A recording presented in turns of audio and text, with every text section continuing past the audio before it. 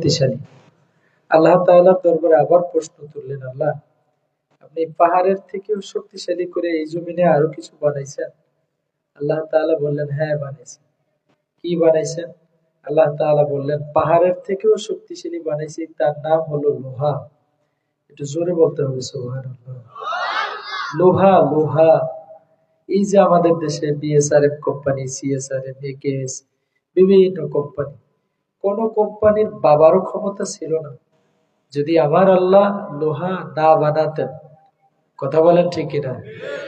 এই জন্য রব্বুল আলামিন বলেন যে পাহাড়ের থেকেও শক্তিশালী করে লোহা বানাইল।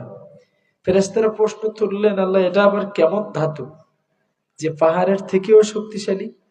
আল্লাহ তাআলা বললেন, এমন এক জায়গায় পাহাড় বানানো হয়েছে, পরবর্তী সময়ে ওখান থেকে রাস্তা দরকার অথবা পথ দরকার বা ঘর দরকার, কোনো এক প্রয়োজনে এই পাহাড় কাটতে হবে।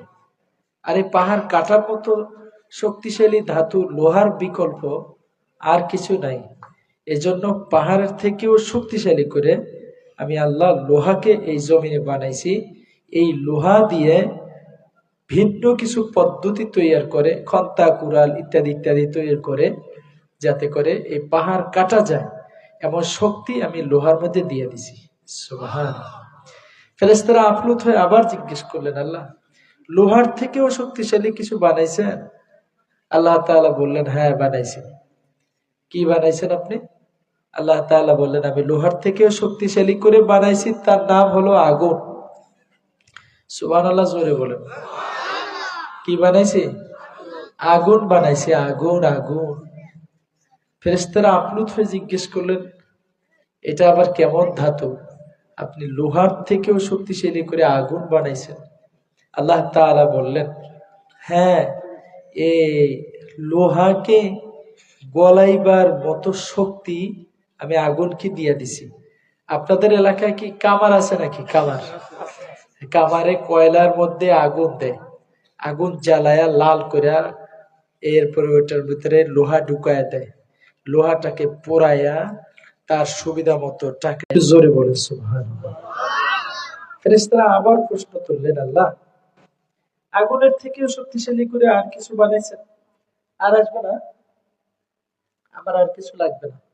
বারবার আসলে গেলে এদিকে নজর যায়, যদি কিছু লাগে আমি চাপ একটা বক্স একটু এদিকে ঘুরাই দিয়ে। আগুনের থেকেও শক্তিশালী করে আপনি আরো কিছু বানাইছেন নাকি? আল্লাহ তাআলা বললেন, হ্যাঁ বানাইছি। কি বানাইছেন?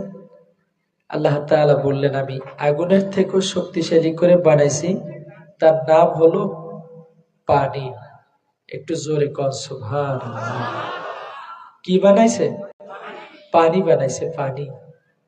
আপ্লুত হয়ে সেজদায় লুটিয়ে পড়ে কান্না করে আর বলে, আল্লাহ পাহাড় বলেছেন মানে নেওয়ার মতো, লোহা বলেছেন মেনে নেওয়ার মতো, আগুনের কথা বলেছেন তাও মেনে নেওয়ার মতো, কিন্তু পানির কথা বললেন এই তরল জিনিসটা কেমনি শক্তিশালী?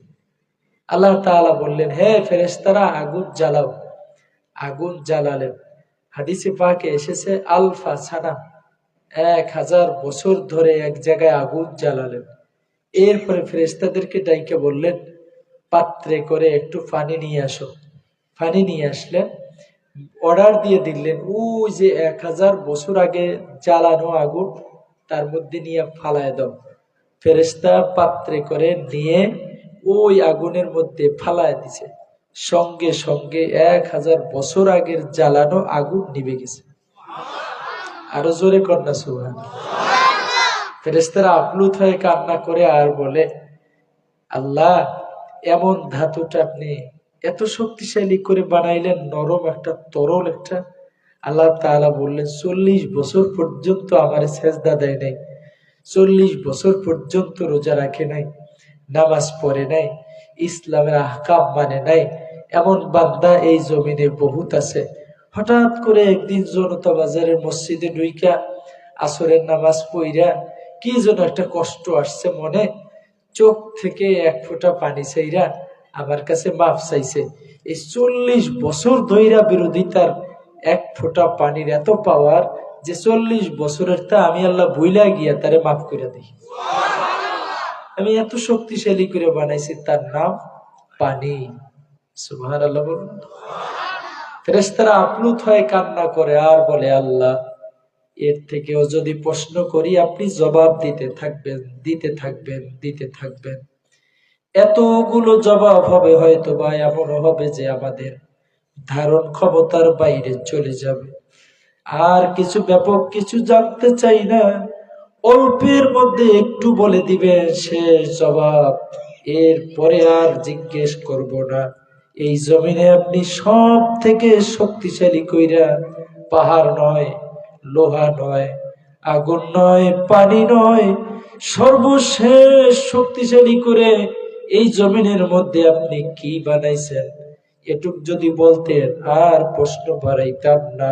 আল্লাহ তাআলা বললেন, সুন্দর, তোমাদের প্রশ্নের জন্য, প্রস্তাবের জন্য আমিও সর্বশ্রেষ্ঠ বলে দিলাম। এই জমিনের মধ্যে সব থেকে শক্তিশালী করে বানাইছি, তার নাম হলো মানুষ। আল্লাহু আকবার। সব থেকে শক্তিশালী করে আমি আল্লাহ মানুষ বানাইছি।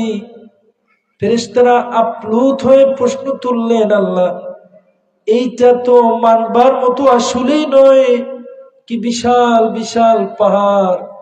উহুদ পাহাড় 7.5 কিলোমিটার লম্বা, উচ্চ হলো 3526 অথবা 36 কিলোমিটার উচ্চ, মিটার উচ্চ, হাই। এত বড় পাহাড়, এটার ওয়েট মেনে নেওয়া যায়, কিন্তু মানুষ শক্তিশালী কোন দিক থেকে? আল্লাহ তাআলা বললেন, হে ফেরেশতারা শোনো, জমিনে বসে আমার একজন বান্দা বান্দি ব্যথিত হয়ে দুটো হাত তুলে মোনাজাত তুলল, চোখের পানি ফেললো, lakh lakh crore crore mile, million billion mile, kilometre অতিক্রম করে মুহূর্তের মধ্যে আরশে আজিমে গিয়ে ওই মোনাজাত পৌঁছায়া যায়।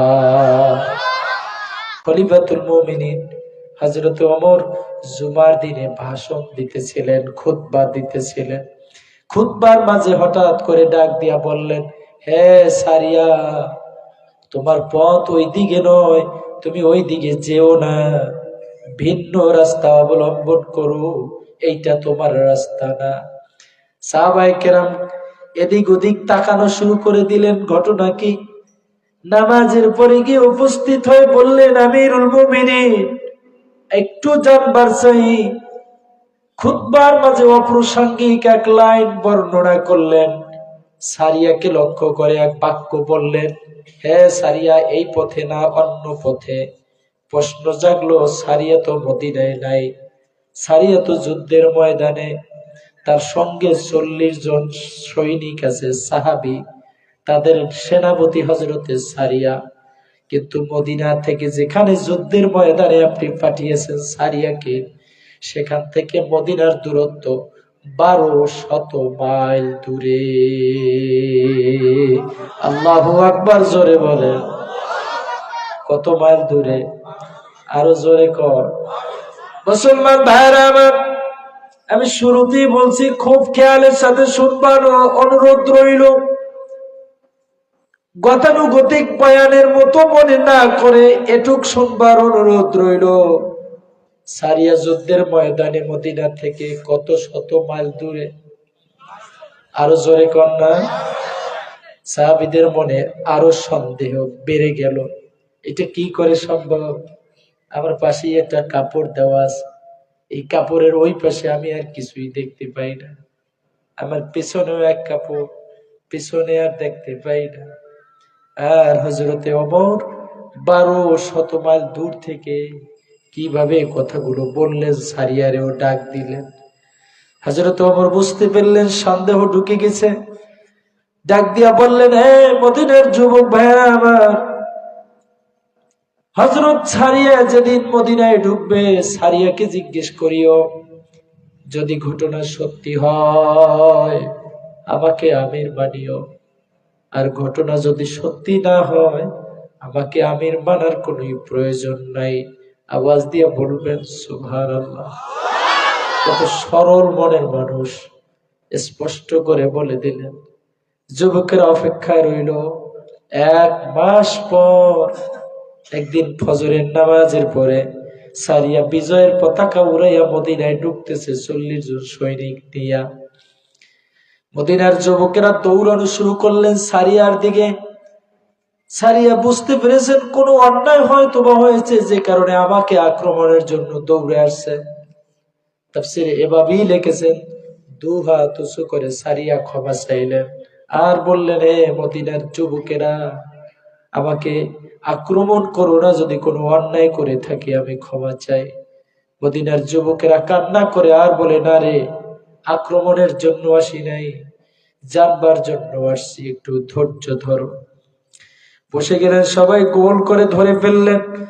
জিজ্ঞেস করলেন, হ্যাঁ সারিয়া, সত্যি করে বলবে অমুক দিন জুমার নামাজের সময় খুতবার মাঝে কাউকে তোমাকে নাম ধরে ডেকেছিল আর কোন বিষয়ের পরামর্শ দিয়েছিল কিনা?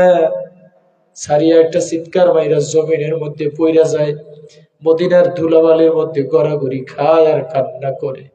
স্বাভাবিক অবস্থায় আসলে মদিনার যুবকদেরকে ডাক দিয়া বললেন, হে মদিনার যুবকেরা, মদিনায় থাকার পরেও এই প্রশ্ন তো আমাকে করা তোমাদের জন্য ঠিক হয়নি। আল্লাহর কসম করে আমি সারিয়া বললাম, আল্লাহর কসম করে বললাম, আল্লাহর কসম করে বললাম, সেদিন জুমার নামাজের আগে আমরা আশ্রয়ের জন্য রওনা করেছিলাম, পাহাড়ের গায়ে উঠে যাব আক্রমণ থেকে বাঁচার জন্য। ঠিক ওই মুহূর্তে খলিফাতুল মুমিনিন আমারে ডাক দিয়া কয়, সারিয়া, ওইটা তোমাদের পথ নয়, ওই দিকে তুমি যাবে না, রাস্তা পরিবর্তন করো। আমরা পরে খোঁজ নিয়ে দেখলাম এই পাহাড়ের উপরে কাফেরেরা অস্ত্র নিয়ে আমাদের জন্য অপেক্ষা করতেছিল, আমরা এদিকে গেলে আমাদেরকে মেরে ফেলবে। হে মদিনার যুবকেরা রে, সেদিন খলিফাতুল মুমিনিন হযরত ওমরের ডাক শুইনা ওই পাহাড়ে না যাইয়া রাস্তা পরিবর্তন করে ভিন্ন জায়গায় গিয়ে আশ্রয় গ্রহণ করে 1 মাস পর্যন্ত যুদ্ধ চলছিল। আজ সকালবেলা আমরা বিজয় লাভ করে বিজয়ের পতাকা উড়াইয়া মদিনায় চলে আসলাম। এ মুসলমান ভাইরা, এই জমিনের মধ্যে আল্লাহ তাআলা সব থেকে শক্তিশালী বানাইছেন, তার নাম মানুষ। তার নাম কি? আরো জোরে দেখলেন তো আল্লাহ কত পাওয়ার, কত শক্তি দিয়ে আল্লাহ মানুষ বানাইছেন। 1200 মাইল দূর থেকে তাকায়া তাকায়া সারিয়া কোথায় যায়, সৈনিকেরা কোথায় যায়, মদিনায় বৈশা বৈশা দাঁড়ায় দাঁড়ায় তাকায় তাকায় দেখে। আর মদিনা থেকে হযরতের ডাক দেওয়া, ওমরের ডাক দেওয়া সারিয়া 1200 মাইল দূর থেকে কান দিয়া শুনে শুনে আমল করে বিজয়ের পতাকা উড়াইয়া মদিনায় ঢুকলো। আওয়াজ দিয়া বলেন সুবহানাল্লাহ।